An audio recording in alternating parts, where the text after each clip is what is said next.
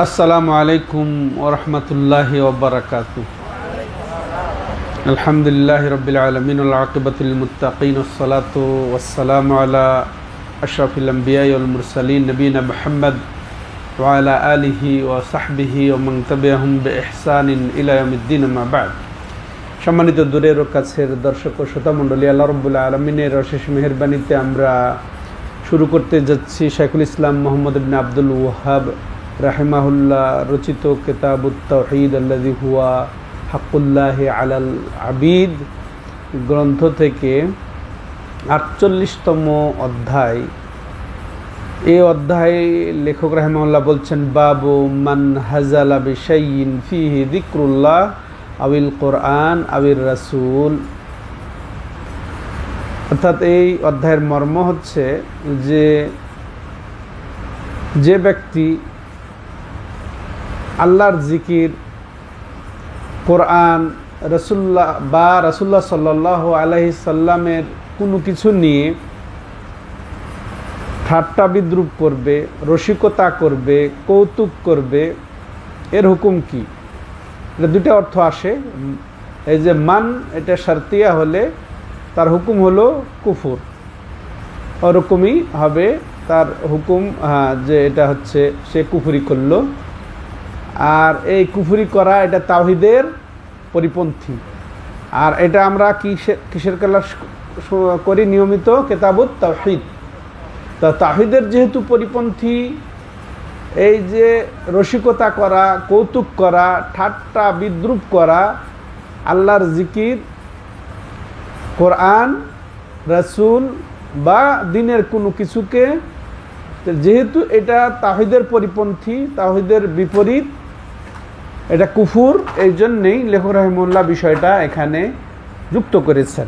খুবই গুরুত্বপূর্ণ বিষয়। আর এটা কিতাবুত তাওহীদকে সেভাবেই তিনি সাব্যস্ত করছেন, যেমন পজিটিভ আকারে তিনি তাওহীদের বয়ান দিয়ে গেছেন, এরপরে ঠিক তাওহীদ পরিপন্থী শিরিক, কুফর, নেফাক, বড় শিরিক, বড় কুফর, বড় নেফাক, ঠিক তেমন বড় ছোট শিরিক, ছোট কুফর, ছোট নেফাক, এগুলাও ঠিক তাওহীদের পরিপন্থী বিষয়গুলোও তিনি অধ্যায়ে অধ্যায়ে এটা তুলে ধরেছেন তাওহীদের সংরক্ষণের জন্যে। পুরাটাই কিতাবুত তাওহীদ, পুরাটাই কিতাবুত তাওহীদ। তো এখানে তিনি বলছেন যে ব্যক্তি সামান্য হলেও, যার মধ্যে আল্লাহর জিকির আছে বা কোরআন বা রাসূল সাল্লাল্লাহু আলাইহি সাল্লাম নিয়ে রসিকতা করবে, কৌতুক করবে, ঠাট্টা তো দূরের কথা, মজাক তো দূরের কথা, বিদ্রূপ তো দূরের কথা, যদি রসিকতা করে বলে তাহলেও সেটা হবে কুফরি, তাওহীদ পরিপন্থী। সেটা মুখ দিয়ে বললেও, ভিতর থেকে না বললেও, শুধু মুখ দিয়ে বলেছে, অন্তর থেকে বলে নাই, তারপরেও সেটা কি হবে? কুফরি হবে। নাসালুল্লাহ সালাম আল আফিয়া। এখানে লেখক রাহিমাহুল্লাহ হাজল শব্দটা নিয়ে এসেছেন। যারা আরবি বুঝবেন, তারা বিষয়টা ভালো জানবেন যে এখানে অবশ্য কোরআনে আয়াতে এবং হাদিসে ইস্তেহজা শব্দটা এসেছে। ইস্তেহজা মানে ইস্তেখফাফ, মানে এটাকে আসল ঠাট্টা বিদ্রূপ বলা হয় ইস্তেহজা। কিন্তু লেখক রাহিমাহুল্লাহর দেখেন বিচক্ষণতা, তার ফিকহি আইডিয়া যে কত সুন্দর, যে ওটা না, উনি এর চেয়ে হালকা যেটা, এটাকে হাজল বলা হয়, মাজাহ বলা হয়। আর সেটা কি? রসিকতা। আমাদের ভাষায় ঠাট্টা বিদ্রূপ, রসিকতা, কৌতুক। আপনাদেরকে প্রশ্ন করি, ঠাট্টা বিদ্রূপ আর রসিকতা কৌতুক, এই যে এটা দুটো দিক বললাম, ঠাট্টা বিদ্রূপ এবং রসিকতা কৌতুক, কোনটা মারাত্মক? ঠাট্টা বিদ্রূপটা মারাত্মক। আর এটা কিন্তু কোরআনে এসেছে, হাদিসে এসেছে, এটা মারাত্মক। কিন্তু লেখক রাহিমাহুল্লাহ হালকাটা নিয়েছেন, ওর চেয়ে হালকা, এর মধ্যে গভীরতা আছে, ঠাট্টা বিদ্রূপে গভীরতা আছে, একের অন্তরের দিকে ঢুকে যাওয়ার একটা আশঙ্কা আছে। কিন্তু রসিকতা এটা সত্যকে এড়িয়েও, মুখে এমনি, অন্তর থেকে না হলেও রসিকতা এসে যায়। মুমিনের দ্বারাও রসিকতা এসে যায়, কৌতুক ছলে সত্যকে মিথ্যা, মিথ্যাকে সত্য বলে মানুষকে হাসানোর জন্য বলে, নাউজুবিল্লাহ। কিন্তু এটা বাহ্যিকভাবে কোনো ব্যক্তি বা সামাজিক বিষয়ে যদি রসিকতা করে, সত্যকে মিথ্যা, মিথ্যাকে সত্য করে প্রচার করে তুলে ধরে উপস্থাপন করে মানুষকে হাসানোর জন্যে, হ্যাঁ, তাহলে এটাও কিন্তু কাম্য না। মিথ্যার রসিকতা দরকার নেই, আপনি সত্য দিয়ে রসিকতা করেন, অনেক পাওয়া যাবে, হ্যাঁ। কিন্তু মিথ্যা দিয়ে রসিকতা তো করা জায়েজ নেই। আর সেখানে যদি আল্লাহর জিকিরের ক্ষেত্রে, আল্লাহর কোরআনের ক্ষেত্রে, আল্লাহর রসুলের ক্ষেত্রে দ্বীনের কোনো বিষয়ে রসিকতা করে বললেও সেটা কুফরি হবে, এটার লেখক রাহিমাহুল্লাহ বুঝিয়ে দেওয়ার জন্যে ওর চেয়ে হালকা শব্দটা নিয়ে এসেছেন। কোরআনে হাদিসে যেটা বর্ণিত এসেছে ওর চেয়ে হালকা শব্দটা নিয়ে এসেছেন। বুঝে আসছে? এটা বুঝার বিষয় এখানে, হ্যাঁ। তাই দুটাই তাহলে কুফরি, হালকা করে রসিকতা করলেও এটা কুফরি, আর যদি গভীরভাবে রসিকতা ঠাট্টা বিদ্রুপ করে তাহলে তো কুফরি।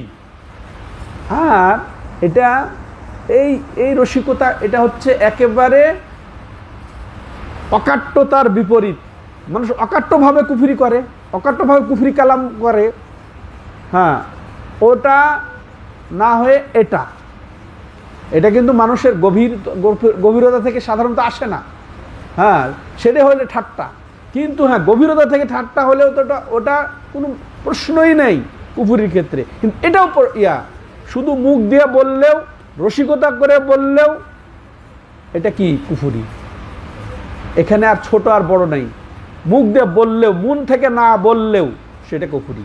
আল্লাহুল মুস্তাআন, লা হাওলা ওয়ালা কুওয়াতা ইল্লা বিল্লাহ। তো লেখক রাহিমাহুল্লাহর উদ্দেশ্যই যে ব্যক্তি এরকম করলো, অর্থাৎ আল্লাহর জিকির, রাসূলের ক্ষেত্রে এবং কোরআনের ক্ষেত্রে কোনো রসিকতা কৌতুক করলো, কারণ এই শব্দ চয়ন লেখক রাহিমাহুল্লাহ যে অনেক মুসলমানদের মুখ দিয়েও এ ধরনের কথা বের হয়ে যায়, এই সতর্কীকরণের ভিত্তিতেই তিনি এই হালকা শব্দটা নিয়ে এসেছেন, ইস্তেজাবাদ দিয়ে হাজল শব্দটা নিয়ে এসেছেন। আপনারা মনে রেখেন, ঠিক আছে?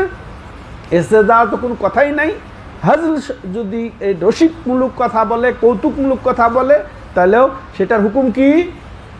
কুফরি। হ্যাঁ, রাসূলুল্লাহ সাল্লাল্লাহু আলাইহি আফিয়া। আর ইস্তেজা এটা আসলে তাওহীদের বিপরীত হয়ে যায়, আর তাওহীদের মধ্যে রয়েছে এটা আল্লাহর দিকে সুপর্দ করে দেওয়া। তাওহীদের দিকে রয়েছে যে আল্লাহর সামঞ্জস্য করে নেওয়া, আল্লাহকে মেনে নেওয়া তার হকের ক্ষেত্রে। আর ইস্তেহজা মানে তুচ্ছ তাচ্ছিল্য ভরে সেটাকে উড়িয়ে দেওয়া, তুড়ি মেরে উড়িয়ে দেওয়া।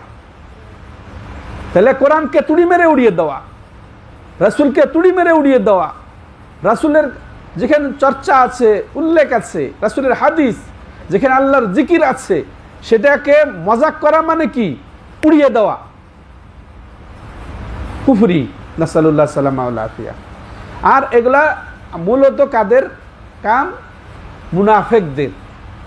এখানে মুনাফেকদের কথা। এবার দলিল লেখক রাহিমাহুল্লাহ দুটি নিয়ে এসেছেন, এক্ষেত্রে দলিল দুটি নিয়ে এসেছেন, গুরুত্বপূর্ণ। একটা কোরআনের আয়াত থেকে সূরা তওবার তিনি দলিল নিয়ে এসেছেন। এরপরে এর তাফসীর ভিত্তিক যে হাদিস এসেছে, সে হাদিস তিনি দলিল হিসেবে উপস্থাপন করেছেন। এখন আসেন দলিল কি পেশ করেছেন লেখক রাহিমাহুল্লাহ এই বিষয়টিকে তুলে ধরার জন্যে, এটাকে কুফর প্রমাণ করার জন্যে, এটাকে মুনাফিকি প্রমাণ করার জন্যে তিনি কি তুলে ধরেছেন সেটা আমরা শুনি। কাউলিল্লাহি তাআলা ওয়ালা ইন সাআলতাহুম লা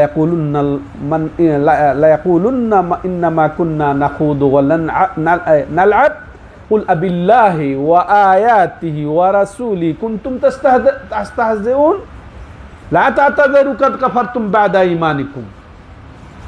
একাধিক আয়াত এখানে একই বিষয়ে।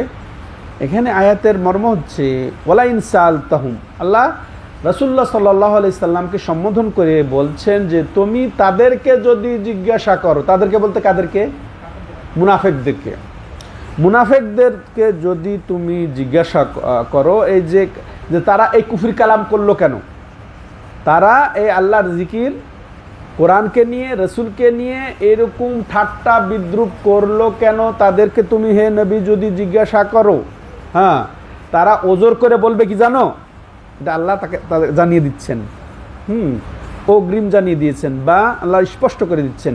তাহলে অবশ্যই তারা কেন এই ইস্তেহজা করলে, ঠাট্টা বিদ্রুপ করলে এই মুনাফিকরা, তাহলে অবশ্যই তারা ওজোর করে বলবে কি জানো, তোমাকে বুঝ দেওয়ার জন্যে এটার জবাব দিয়ে তারা কি বলবে, যে অবশ্যই তারা বলবে, আল্লাহ এখানে আবার লাম শব্দ ব্যবহার করছে, অবশ্যই তারা কি বলবে, লাম তাকিদ নুন তাকিদ, অবশ্যই তাগিদ দিয়ে আল্লাহ বলছেন তাদের কথা নকল করে, যে তারা অবশ্যই বলে ইন্নামা কুন্না নাখুদু ওয়াল নালআব, আসলে আমরা নিশ্চয়ই আমরা এখানে আসলে কথার বিনিময় করছিলাম।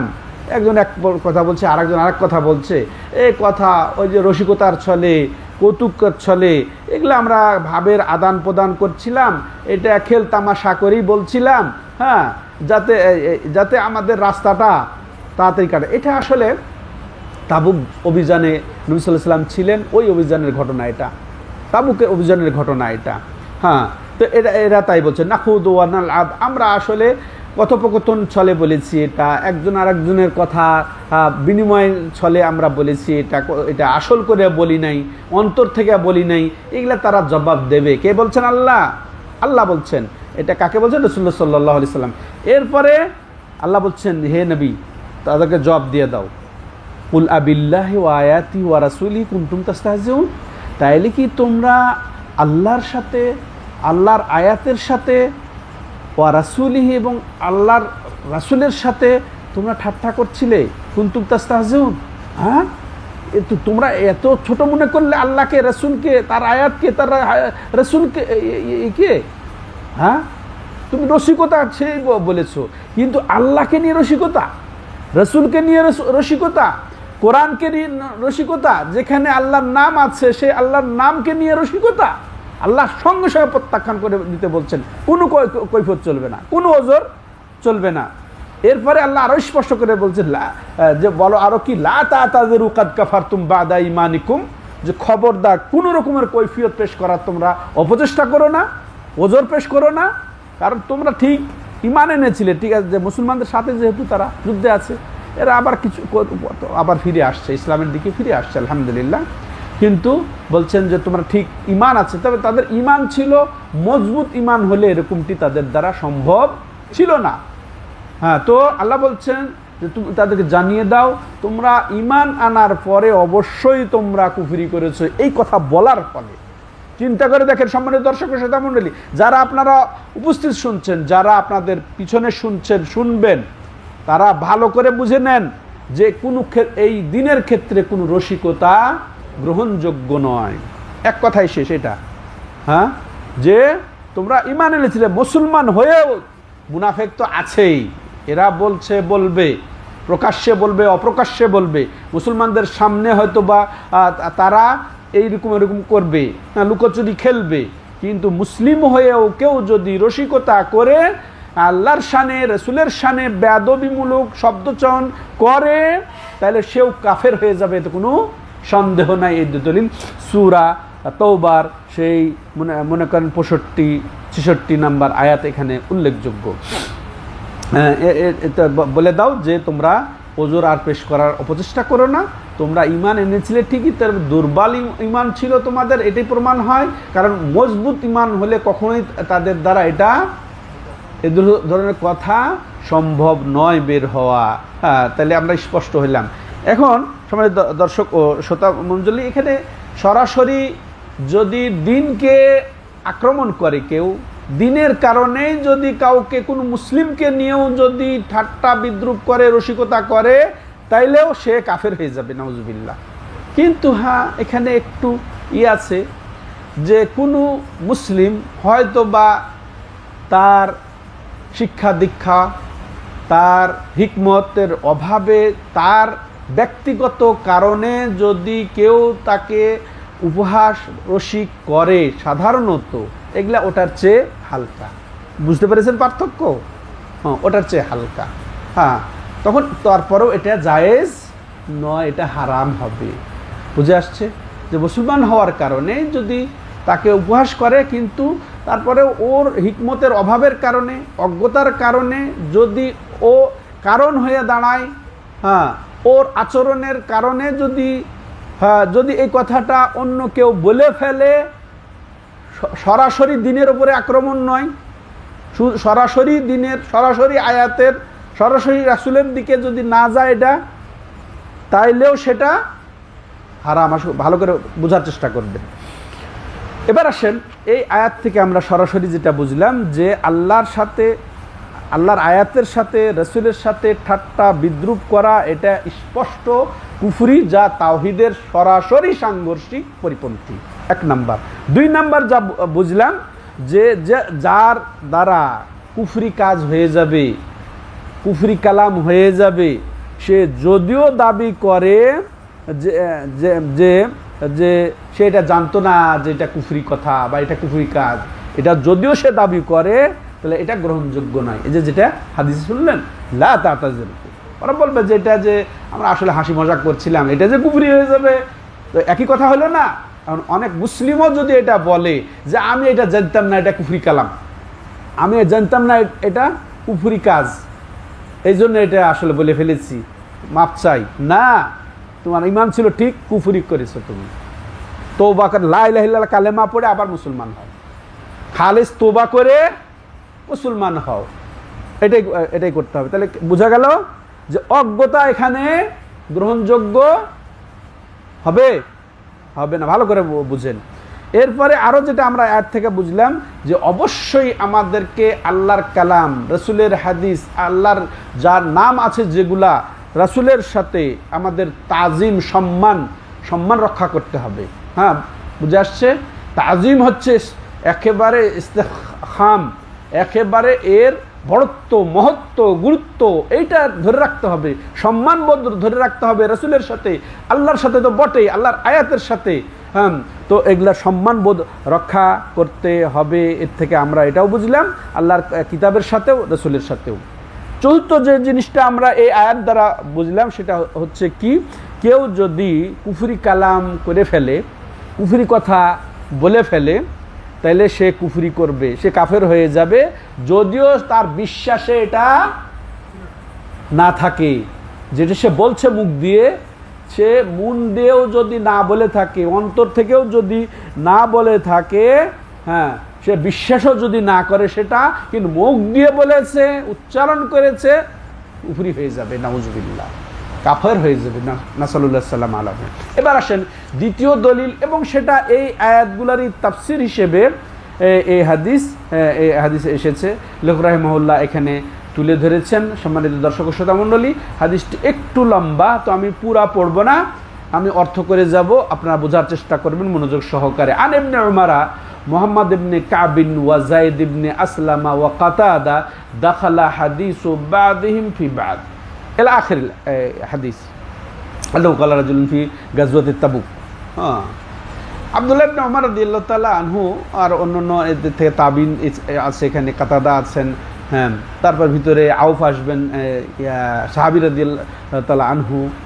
তো তারা বর্ণনা করছে যে কাতাদা দাখালা হাদিস বাদিহিম বাদা, এরা অনেক বর্ণনা এসেছে, বর্ণনার সমন্বয়ে একটা হাদিস আর একটা হাদিসের সমন্বয় ঘটেছে এখানে। এই হাদিসের যেটা বলতে চাচ্ছি, বর্ণনা হয়েছে একজন আর একজনের মিলা, এখানে সমন্বয় ঘটার ফল কি দাঁড়িয়েছে যে আন্নাহু ক্বালা রাজুলুন ফি গাজওয়াতে তাবুক। হ্যাঁ, তো বর্ণনাকারী বলছেন যে এক ব্যক্তি তাবুকের যুদ্ধে, হ্যাঁ হ্যাঁ, তিনি সাহাবাদের মধ্যে প্রবেশ করলেন।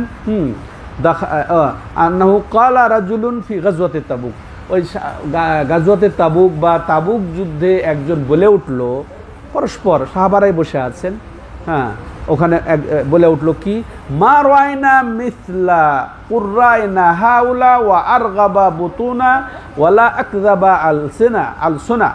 সুবহানাল্লাহ। ও কি বলে উঠল ওই ব্যক্তি, যে আমরা এই সব কারীদের মতো ভারী পেটুক, হ্যাঁ হ্যাঁ, বেশি খাওয়া, আর ওয়ালা আকযাবা লিসা আলসুনান, এবং কথায় মিথ্যা বলার লোক, ওয়ালা আজবানা ইনদা লেকা, এবং যুদ্ধে কাপুরুষ ভীরু আর দেখি না।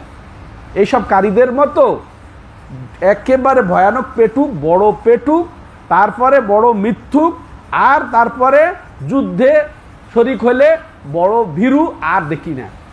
উদ্দেশ্য নিয়েছে এ স্বয়ং রসুল্লাহ এবং রসুল্লাহ সাল্লামের অনুসারীদেরকে, সাহাবাদেরকে। হ্যাঁ, ডাইরেক্ট। এটা দেখেন, এই সমাজে এরকম লোকের অভাব নেই। হুজুরদেরকে কটাক্ষ করে, আলেম ওলামা ইমামদেরকে কটাক্ষ করে বলার লোকের অভাব নেই। তিরস্কার করে, রসিকতা করে, করে বলার অভাব নেই যে হুজুররা খান খান খান, হুজুররা তো বড় খেতে পারে, বলে না এটা। এটা তো যা হোক, এটা মারাত্মক। এই যে কুফরি, এটা যদি হুজুর আমাদের প্রচলিত ভাষায় বলছি, আসলে হুজুর বলাটাও ঠিক না, আলেমদেরকে বলে থাকে যে আপনারা তো 3 জায়গায় 5 জায়গায় দাওয়াত খেয়ে বেড়ান, হ্যাঁ খান না কেন, বেশি খেতেই তো পারেন, নেন না কেন।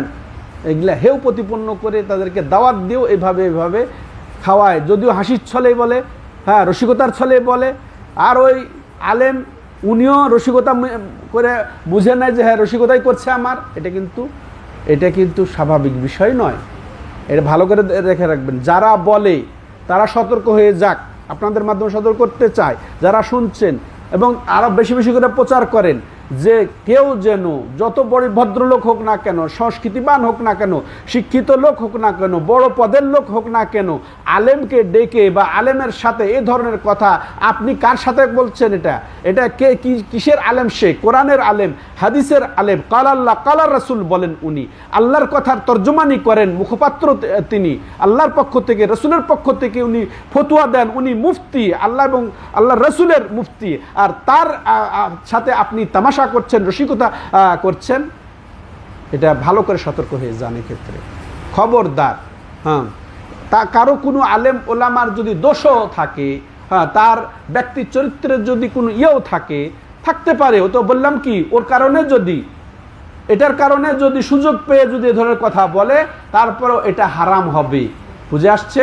ডাইরেক্ট যদি সে শরীয়ত বা দিন বা কোরআন হাদিস আল্লাহ রসুল এগুলা উদ্দেশ্য না নিয়ে ওই ব্যক্তি যার মনে করেন বেকুফি কারণে যদি বলে ফেলে, আসলেও কিছু আলেম ওলামা আছে ও হুজুর নামধারী পেট পূজারি, শুধু দাওয়াতি খুঁজে বেড়ায়, দাওয়াতি খেয়ে বেড়ায়, কিছু পয়সার জন্যে কোরআন খতম দিয়ে, ইনুস খতম দিয়ে, মিলাদ করে, কিয়াম করে, তারপর এই করে সেই করে, মৃত্যুবার্ষিকী করে, এগুলা করে যারা বেড়ায়, তারাই হচ্ছে আসলে এরাও দোষী। যারা বলবে তারা যেমন দোষী, এতে তো কোনো সন্দেহ নেই। ঠিক এরকম কিছু যে আলেম ওলামা আছে, যারা আলেম নামের কলঙ্ক, যারা আলেম ওলামাদের এই সব দোষারোপের আসলে এরাই হচ্ছে কারণ, এরাই হচ্ছে দোষী এসবের। ওদেরকেও আমরা বলবো যে আপনারা সতর্ক হয়ে যান। আপনারা কোরআনকে আপনার সহজে বিক্রি করে দিয়েন না, সহজ করে মানুষের কাছে তুচ্ছ তাচ্ছিল্যের পাত্র হয়ে দাঁড়ায়েন না, নিজে পাত্র হয়েন না।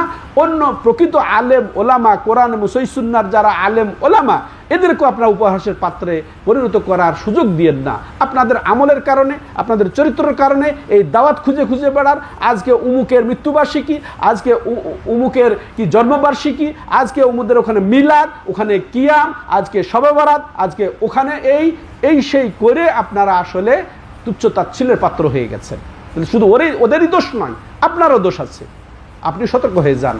খবরদার এইরকম করবেন না। যেগুলা হালাল উপায়, যেটা আপনার আসে সেটার মধ্যে আপনি রিজিক খুঁজেন, হ্যাঁ সেটার মধ্যে বরকত হবে। আল্লাহ রাব্বুল আলামিন আমাদেরকে হেদায়েত দান করেন। বলছে এদের মতো পেটুক, আর এদের মতো মিথ্যুক, আর এদের মতো যুদ্ধে কাপুরুষ আর দেখা যায় না। উদ্দেশ্য নিয়েছে। আর একটা কথা ভালো করে শুনে নেন, এখানে কারি শব্দটা উল্লেখ আছে। হ্যাঁ, এখানে হাদিসে এসেছে কি যে মিথলা কুররা এনা হাউলাই, আমাদের এই কারীদের মতো, নাসালুল্লাহ সালাম আল্লাহ আফিয়া। তবে হ্যাঁ, ওই সময়ের কারি আর এই সময়ের কারি কিন্তু এক নয়। ওই সময়ের কারি, রাসূলের যুগের কারি, সাহাবাদের যুগের কারি আর এখনকার বর্তমান কারি এক নয়।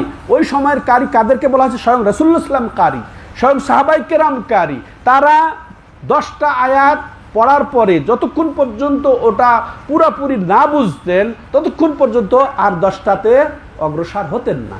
তারা শুধু এই যে আক্ষরিককারী ছিলেন না, তারা শুধু শব্দের কারি ছিলেন না, তারা শুধু আয়াতের কারি ছিলেন না, তারা শুধু কোরআন পাঠের কারি ছিলেন না, তারা কোরআনের বুঝের কারি ছিলেন, তারা কোরআনের আমলকারী ছিলেন। এখান থেকে তারা আকিদা বুঝতেন, এখানে তারা ইলম বুঝতেন, আমল করতেন, আমল করে বাস্তবায়ন করে তারা নিজের জীবনে কোরআনকে বাস্তবায়ন করে অগ্রসর হতেন। এরা হচ্ছে কারি, এখানে উদ্দেশ্য এরা।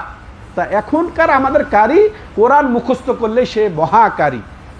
হ্যাঁ, এটা আসলে এটা আমাদের জন্য আফসুস, এটা আফসুস। অতএব যারা কোরআন মুখস্থ করবেন তাদের প্রতি উদাত্ত আহ্বান যে তারা যারা মুখস্থ করাবেন, শিক্ষক এবং অভিভাবক উভয়ের প্রতি আমার উদাত্ত আহ্বান যে কোরআন পড়িয়ে ছেড়ে দেবেন না। অবশ্যই কোরআন বুঝতে হবে, তাকে আরবি বুঝতে হবে। ওখান থেকে আল্লাহ তাকে যে বলছে উবুদুল্লাহ ওয়ালা তুশরিকু বিহি শাইআ, যে তোমরা আল্লাহরই ইবাদত করো। আর এই হাফেজ বানায় ছেড়ে দিলেন মাজারে দরগায় গিয়ে তারা কোরআন খানি করে, আস্তানায় গিয়ে, হ্যাঁ, তো সে অলির কাছে গিয়ে ওখানে যে দোয়া করায়, দোয়া করে। এই কোরআন বুঝেছে সে? ওটা কারি? কারি হলে হতে হবে আমলকারী, ওটা বুঝে, হ্যাঁ, কোরআন বুঝে, হাদিস বুঝে, এরা হচ্ছে কারি। তো এরকম হতে হবে। অভিভাবকদেরকে বলবো যে হাফেজ বানান, আলহামদুলিল্লাহ, ভালো হাফেজ বানান। এটা বড় আলেম হওয়ার একটা অন্যতম উপায় হচ্ছে হাফেজ হওয়া।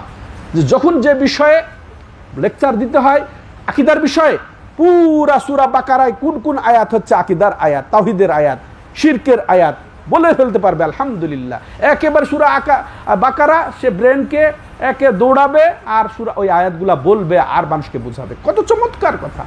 শিরকের ব্যাপারে বলবে আর সে বুঝাবে, সালাতের ব্যাপারে বলবে আর বুঝাবে, যাকাতের ব্যাপারে বলবে আর বুঝাবে, সিয়ামের ব্যাপারে বলবে আর বুঝাবে। এইভাবে আলেম বানান আপনি। হ্যাঁ, হাফেজ বানায় ছেড়ে দিয়েন না। একে এমন প্রতিষ্ঠানে আপনি ভর্তি করান, পড়ান হাফেজ বানায়, হ্যাঁ, যে মাশাআল্লাহ সে কোরআনকে পরিপূর্ণ সঠিকভাবে, সঠিক আকিদা ভিত্তিক, তাওহীদ ভিত্তিক বুঝবে, আমলকারী হবে। আল্লাহ রাব্বুল আলামিন তৌফিক দান করেন। হ্যাঁ, তো এই কারীরা তাহলে ঠিক এখনকার কারীরা অনেকটাই কিন্তু ফেসে যাবে, যে তাদের যে আচরণ পেটুক, হ্যাঁ, এটা যেন, এই বদনামটা যেন আমরা নিজেরাই কারণ না হয়ে দাঁড়াই। এই বদনামের কারণ আমরা নিজেরা যেন না হয়ে দাঁড়াই, সুযোগ না দেই। ওদেরকে আরো পাপ করার সুযোগ দিবেন না। এই সব আলেম ওলামারা যারা দাওয়াত কেন্দ্রিক, যারা পকেট আর পেটের যারা খালি ছাড়া কিছুই বুঝেন না, তাদেরকে সতর্ক করে দেই, আপনিও গুনাহগার হচ্ছেন, অন্যকে গুনহার আপনি একটা কারণ হয়ে দাঁড়িয়েছেন, ওদেরকে উপহাস করার সুযোগ দিচ্ছেন, আপনি উপহাসের পাত্র হয়ে যাচ্ছেন, নাউযুবিল্লাহ। আসেন এরপরে এদের চেয়ে মিথ্যুক, এদের চেয়ে ভীরু আর দেখি না। এরা উদ্দেশ্য নিয়েছে কাকে? এরা পরস্পর বলছে, কিন্তু একজন বলছে আর অন্যরা মজা নিচ্ছে। এটাই তো হয়। এই যে যেগুলো আড্ডা, চায়ের স্টল বা এখানে ওখানে বন্ধু বান্ধব একত্রিত হলে, এক শ্রেণী আকৃত হলে সব এটাই তো হয়। একজন বলে আর একজন হা হা করে, বাকিরা সাপোর্ট করে। এটাই ওই সময় ঘটেছে, আল্লাহুল মুস্তাআন, ওই সময় ঘটেছে। হ্যাঁ, তো এরা উদ্দেশ্যই নিয়েছে রাসূল সাল্লাল্লাহু আলাইহি ওয়াসাল্লাম এবং তার সাহাবাদেরকে এই কারি বলে। ফাকালা লাহু আউফ ইবনে মালিক, গর্জে উঠলেন তাওহীদের সিপাহ সালার সে আউফ বিন মালিক রাদিয়াল্লাহু তাআলা আনহু। অন্যরা তো বোকা, ওর মতোই কিছু বোকা ছিল, ওরা চুপচাপ ওইভাবে হাসা তামাশা করছে। একজন গর্জে উঠলেন, আউফ বিন মালিক রাদিয়াল্লাহু তাআলা আনহু, ওয়ারদা কাযিবতা ওয়ালাকিন্নাকা মুনাফিক, তুমি অবশ্যই তুমি মিথ্যা বলেছো, বরং তুমি শুধু মিথ্যাই বলনি, তুমি একের প্রকৃত মুনাফিক একজন। হ্যাঁ, লা উখবিরান্না রাসূলুল্লাহ সাল্লাল্লাহু আলাইহি সাল্লাম, অবশ্যই আমি তোমার এই আচরণ, এই কথা সবগুলা আমি রাসূলুল্লাহ সাল্লাল্লাহু আলাইহি সাল্লামকে তুলে ধরবো। ফাযাহাবা আউফ ইলা রাসূলিল্লাহ সাল্লাল্লাহু আলাইহি সাল্লাম লিইখবিরাহু, আউফ তখন কি গেলেন, রাসূলুল্লাহ সাল্লাল্লাহু আলাইহি সাল্লাম কাছে চলে গেলেন, দৌড়ে চলে গেলেন তাকে খবর দেওয়ার জন্য যে এই লোক এই কথা বলেছে। ফাওয়াজাদাল কোরআনা কাদ সাবাকাহু, আউফ যে দেখছে যে তার আগে কোরআন ওখানে এসে গেছে। আল্লাহ যিনি আলিমুল গায়েব, অন্তরস্থলের খবর জানেন, তিনি সব জেনে বুঝে সরাসরি তার প্রিয় হাবিব সাল্লাল্লাহু আলাইহি ওয়াসাল্লামকে খবর দিয়ে দিয়েছেন, কোরআন তার অগ্রগামী হয়ে গেছে। ফাজা যালিকার রাজুলু ইলা রাসূলিল্লাহি সাল্লাল্লাহু আলাইহি ওয়াসাল্লাম, পিছে পিছে ওই ব্যক্তিটা যে এরকম কথা বলল, সে ব্যক্তিটাও চলে আসলো। ওয়াকাদের তাহালা ওয়ারাকেবা নাকাতাহু, সে আসছে আর তার উটের উপর চড়ে সে আসলো। ফাকাল, এরপর বলছে ইয়া রাসূলুল্লাহ ইন্নামা কুন্না নাখুদু ওয়া নাতাহাদ্দাসু হাদিসা রাকবি ফা নুকাত্তিউ বিহি আন্নাত তারিক। ইয়া রাসূলুল্লাহ, দেখে এই ওজর পেশ শুরু করেছে এখন। ইয়া রাসূলুল্লাহ, আমরা আসলে আমাদের কথার বিনিময় করছিলাম, একজন আর একজন এইভাবে এই করছিলাম, কথাবার্তা কথোপকথন করছিলাম। এটা কাফেলা যেমন একত্রিত হইলে যেগুলো সাধারণত হয় সেগুলা করছিলাম, যাতে রাস্তা আমাদের এটা অতিক্রম করি সহজে। হ্যাঁ, মানে কোনো আমাদের রাস্তার যেন পরিশ্রম এগুলা কিছু না আমাদেরকে বাধা দেয়। তো এটা বলছিল। ওয়ালা ইবনে উমার, আব্দুল্লাহ ইবনে উমার বলছেন, আমি তখন দেখছি কান্নি আনজুর ইলাইহি মুতাআল্লিকান বে নাসআতে নাকাতে রাসূলিল্লাহ সাল্লাল্লাহু আলাইহি সাল্লাম ওয়া ইন্নাল হিজারাতা তানকুবু রিজলাইহি। আর আব্দুল্লাহ ইবনে আব্বাস দেখছেন, তার অবস্থা এখন বর্ণনা করছেন। ওই যে ওই কথাটা বলেছিল তার অবস্থা এখন বর্ণনা করছেন কে? আব্দুল্লাহ ইবনে উমার। আমি যেন দেখছি যে রাসূলুল্লাহ সাল্লাল্লাহু আলাইহি সাল্লামের উটের লাগাম ধরে সে একেবারে পাথরে পা ছেঁচড়ে যাচ্ছে, সে রাসূলুল্লাহ লাগাম ছাড়ছে না, আর তার পা দুটা পাথরের ওপর ছেঁচড়ে যাচ্ছে, আহত হচ্ছে, তার কষ্ট পাচ্ছে। এমত অবস্থায় সে ভয়ানক পরিস্থিতি, সেও আটকে গেছে, সেও ভয় পেয়ে গেছে, বোঝা যাচ্ছে এটা। ওহুয়া ইয়াকুল, এমত অবস্থায় হ্যাঁ সে বলছে যে ইন্নামা কুন্না নাখুদু ওয়া নালআব, আসলে আমরা এটা একজন আর একজনের কথা বলাবলি করছিলাম, হাসি তামসা করছিলাম। ফায়াকুলু লাহু রাসূলুল্লাহ সাল্লাল্লাহু আলাইহি সাল্লাম, তো রাসূলুল্লাহ সাল্লাল্লাহু আলাইহি সাল্লাম ধমকিয়ে ঠিক আল্লাহর কালাম যেটা নাজিল হচ্ছে তখন বলছে আবিল্লাহি ওয়া আয়াতিহি ওয়া রাসূলিহি কুনতুম তাস্তাহজিউন। হ্যাঁ, যে তাহলে তুমি কি আল্লাহর সাথে, আল্লাহর আয়াতের সাথে, রাসূলের সাথে তো তোমরা এই হাসি তামসা করছিলে, রসিকতা করছিলে। লা তাতাযুরু কাদ কাফারতুম বাদা ঈমানিকুম, হ্যাঁ, যে এখন তোমরা কোনো রকমের কৈফিয়ত তলব করিও না, কৈফিয়ত পেশ করো না, কোনো রকম ওজর পেশ করো না, তোমাদের ঈমানের পরে তোমরা অবশ্যই কুফরি করেছো, এটাই ফায়সালা। তো এরপরে হাদিসের অংশ সূরা তওবার 65-66 নাম্বার আয়াত, হ্যাঁ ভালো করে দেখে নেবেন, মুখস্থ করে নেবেন। তো রাসূলুল্লাহ সাল্লাল্লাহু আলাইহি সাল্লাম তার এই কথার দিকে আর কোনো ভ্রুক্ষেপই করলেন না, তাকাইলেন না। সে ওজর পেশ করছে যে আমরা এই জন্য বলছি। হ্যাঁ, ওমা ইউজিদুহু আলাইহি, রাসূল তো ইয়া তো করলেন না, তাকে ভ্রুক্ষেপই করলেন না। ওদিকে এই যে আয়াত যে বলে দিল, আল্লাহ যে বলে দিয়েছেন যে কোনো রকমের ওজর পেশ করার চেষ্টা করো না, তোমরা কুফরি করেছো ঈমান আনার পরে। এরপরে যে আবার আল্লাহ রাব্বুল আলামিন তাদের ওজর গ্রহণ করে আরও কিছু বাড়িয়ে কিছু আয়াত নাজিল করবেন, এরকমও আর হলো না। আল্লাহুল মুস্তাআন। তাহলে দেখেন, আমরা সময় একটু বেশি করে ফেললাম। তাহলে এখানে আমরা সরাসরি এই হাদিস থেকে কি বুঝলাম, ওই আয়াতেরই তাফসিরে মূলত, হ্যাঁ এই স্বতন্ত্র হাদিসে আমরা কি বুঝলাম, যে মুনাফিকদের ভিতর অনেক নিকৃষ্ট, ওদের ভিতরে মুসলিমদের মুমিনদের হ্যাঁ ব্যাপারে, আল্লাহর ব্যাপারে, রাসূলদের ব্যাপারে গলিজ পদার্থ এগুলা জমা হয়ে থাকে, কখনো কখনো প্রকাশ পেয়ে যায়। হ্যাঁ, কখনো কখনো প্রকাশ পেয়ে যায়, যেটা ওই সময় হয়েছে। হ্যাঁ, এমনি স্বাভাবিক সময় হয়তো প্রকাশ পায় না, কিন্তু কখনো কখনো আল্লাহ প্রকাশ করে দেয় যে মুনাফিক। ঠিক আছে, এটা আমরা বুঝলাম। ঠিক তেমনইভাবে আল্লাহর সাথে ঠাট্টা বিদ্রুপ এবং আল্লাহর আয়াতের সাথে ঠাট্টা বিদ্রুপ, রাসূলের সাথে ঠাট্টা বিদ্রুপ, এটা যে করবে সেটা কাফের হয়ে যাবে, এটা আমরা স্পষ্ট বললাম, যদিও সেটা রসিকতামূলক হয়। বুঝে আসলো? তৃতীয় যে বিষয়টা, যে এই সব ফাসেক গুনাহগার, এদের এই কর্মকাণ্ডগুলা এটা বলা জায়েজ আছে। যারা আলেম বা যারা আমির, শাসক, এদেরকে যে অভিযোগ করা যে এই কিন্তু এই কথা বলেছে আল্লাহর বিরুদ্ধে, যেমন এই যে কত মুরতাদ হয়ে যাওয়ার এগুলার বলে না, যে এই কিন্তু এই মুরতাদ হয়ে গেছে, এই কথা বলেছে রাসূলের শানে, আল্লাহর শানে, আল্লাহর কিতাবের শানে, আল্লাহর যেখানে জিকিরের শানে এই কথা বলেছে। এগুলা এদের অপকর্মের কথা শাসককে গিয়ে বলাটা এটা গীবত নয়, বা এটা একজনের কথা আর একজনের কথা লাগানোর ভুক্ত নয়, বরং এটা এই জন্যই বলছে যে তাকে যেন আইনের আওতায় নিয়ে আসা হয়, তাকে যেন শাসন করা হয়, বা তার যেটা প্রাপ্য বিচারে সেটা যেন দেওয়া হয়। এটা মূলত বিন নসিহা, এটা নসিহতের জন্য এটা বলাটা উচিতই। হ্যাঁ হ্যাঁ, শুধু জায়েজই নয়, জায়েজ।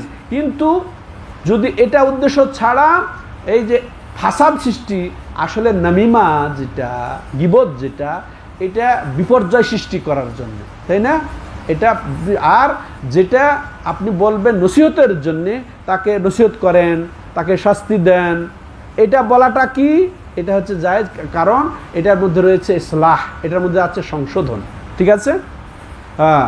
তো তবে এই নসিহতটা যেন শরীরসম্মত হয়, তাই না? অপমান করে নয়, সবার সামনে নয়, আবার আপনি নসিহত করতে যে তিরস্কারমূলক না বলেন। ঠিক আছে? এটা শরীয়তের ইয়েতে গণ্ডিতে বলতে হবে আমাকে অবশ্যই এসব বিষয়। হ্যাঁ। এরপরে যেটা আমরা আরও জানছি যে আল্লাহর শত্রু, রাসূলের শত্রুদের ক্ষেত্রে কঠোরতাও কাম্য, কঠোরতাও অনেক সময় কাম্য। পঞ্চম যেটা আমরা বুঝলাম যে এই ধরনের ওজোর গ্রহণযোগ্য নয়, এই কুফরি মতো এগুলা ওজোর, মুরতাদ হয়ে যাওয়ার ওজোর গ্রহণযোগ্য নয়, এটা শাসক তাকে বিচার করবে। ঠিক আছে? শাসকের এটা দায়িত্ব। তেমনইভাবে আমরা যেটা জানলাম, শেষ কথা আমরা এটা বলবো যে আল্লাহর সাথে, রাসূলের সাথে, কোরআনের সাথে এটা ঠাট্টা বিদ্রুপ করা, এটা হচ্ছে ইসলাম থেকে তাকে বের করে দেবে, মুরতাদ হয়ে যাবে। এটা ইসলাম বিনষ্টকারী, ঈমান বিনষ্টকারী, তাওহীদ বিনষ্টকারীর অন্যতম কারণ। এটা আমরা বুঝবো। আর এটা মুখ দিয়ে বের হলেই ইসলাম থেকে সে খারিজ হয়ে যাবে, যদিও সে ভিতর থেকে, মন থেকে না বলে থাক। বুঝে আসলো? আল্লাহ রাব্বুল আলামিন আমাদেরকে পূর্ণ মাত্রায় হেফাজত করেন সব কুফরি কালাম থেকে, কুফরি কর্ম থেকে। যদিও এটা অন্তরের বিষয় থেকে না হয়, মুখে, জবানের যেন আমরা হেফাজত করি। জবানের হেফাজত জরুরি। জবানের ভয়াবহতা সবচেয়ে বেশি। মানুষ জাহান্নামে যাবে কিসের কারণে? এই জবানের কারণে, এই লজ্জাস্থানের কারণে। যা মানুষ যাবে, এটা মানুষের কর্মফলের কারণেই যাবে, আর এটা কর্ম মুখ দিয়েই হয় বেশিরভাগ। তা আল্লাহ রাব্বুল আলামিন আমাদের হেফাজত করেন, আল্লাহ রাব্বুল আলামিন আমাদেরকে ক্ষমা করে দেন, আল্লাহ আমাদেরকে সুস্বাস্থ্য দান করেন, সকল মুসলমানদেরকে আল্লাহ রাব্বুল আলামিন হেফাজত করেন, আল্লাহ রাব্বুল আলামিন সকল মুমিন মুসলমানদেরকে আল্লাহ হেফাজত করেন, যে যেখানে যে অবস্থায় আছে, যারা নিপীড়িত অবস্থায় আছে, যারা নির্যাতিত অবস্থায় আছে, হ্যাঁ, যারা শত্রুদের কাছ থেকে বিতাড়িত হয়ে আছে, যারা আহত নিহত হচ্ছে, আল্লাহ তুমি তাদেরকে ক্ষমা করে দাও। হ্যাঁ, তাহলে তাদেরকে তুমি হেফাজত করো, তাদেরকে উত্তম আশ্রয় দান করো। যারা তাদের বিরুদ্ধে লড়াই করছে, যারা তাদের বিরুদ্ধে অত্যাচার করছে, নির্যাতন করছে, তাদেরকে হত্যা করছে, আল্লাহ তুমি তাদের জন্য যথেষ্ট হয়ে যাও, তুমি তাদের আশ্রয়স্থল হয়ে যাও এই মুমিনদের, এবং তাদের জন্য তুমি যথেষ্ট। আল্লাহুম্মা ইন্না নাজআলুকা ফি নুহুরিহিম ওয়া নাউযু বিকা মিন শুরুরিহিম ইয়া কাবিয়্যু ইয়া মাতিন, ইয়া কাবিয়্যু ইয়া মাতিন। হাদা হুয়া সাল্লাল্লাহু আলা নবিয়িনা মুহাম্মদ ওয়া আলা আলিহি ওয়া সাহবিহি আজমাইন। সুবহানাকাল্লাহুম্মা ওয়া বিহামদিকা আশহাদু আল্লা ইলাহা ইল্লা আনতা আস্তাগফিরুকা ওয়া আতুবু ইলাইক।